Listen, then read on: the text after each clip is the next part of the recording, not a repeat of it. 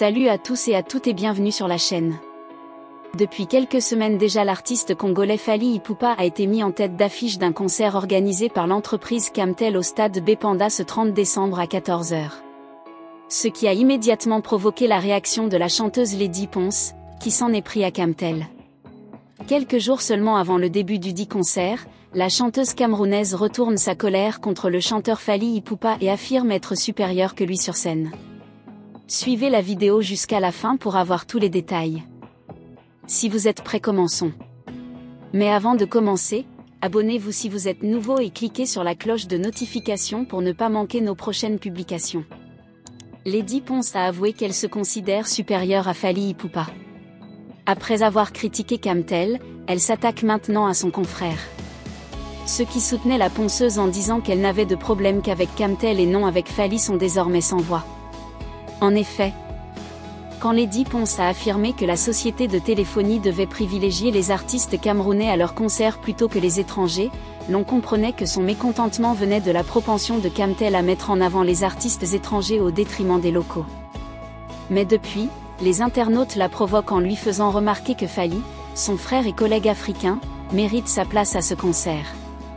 Face à une nouvelle attaque d'un internaute, la ponceuse n'a pas eu peur de répliquer: je vous le dis encore, Fally n'est pas à mon niveau sur scène. Ce n'est pas une discussion mais la pure réalité.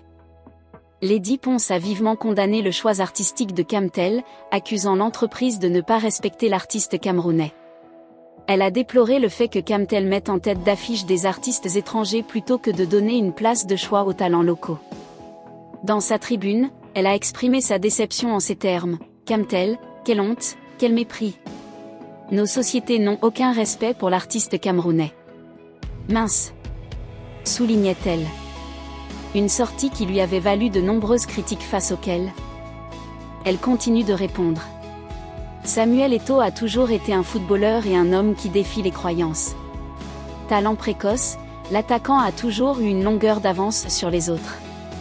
À l'âge de 16 ans, il a signé au Real Madrid et a ensuite connu une carrière merveilleusement décorée. Le Lion a remporté plusieurs Ligues des Champions, a marqué un nombre impressionnant de buts et est devenu l'un des footballeurs africains les plus titrés de l'histoire. Retraité depuis 2019, la légende du Barça et de l'Inter a entamé une carrière politique mais reste dans le football. Élu président de la FECAFOOT, Fédération camerounaise de football, en 2021, Eto'o a toujours maintenu sa fortune et cherche continuellement à fructifier son patrimoine. Alors, à combien s'élève la fortune du meilleur buteur de l'histoire de la Coupe d'Afrique des Nations? En quittant Douala pour le Real Madrid à 16 ans, Samuel Eto'o ne savait pas qu'il deviendrait l'un des footballeurs les plus riches de tous les temps. Déjà en Afrique, il est le number one de l'histoire devant Didier Drogba et Yaya Touré. Passé par le Real Madrid, Majorque, FC Barcelone, Inter Milan.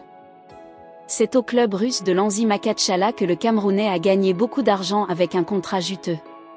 Ce passage dans le club russe avait fait de lui le joueur le mieux payé de la planète avec un salaire estimé à 20 millions d'euros nets par saison. Cela lui a permis de faire beaucoup d'économies. À cette époque, Eto'o avait déjà tout gagné sur le terrain, n'ayant plus rien à prouver, il enchaîne les clubs avec des contrats juteux. Chelsea, Everton, Sampdoria, Antalyaspor, Konyaspor et Qatar SC, Eto'o s'en est mis plein les poches. Merci d'avoir regardé la vidéo jusqu'à la fin.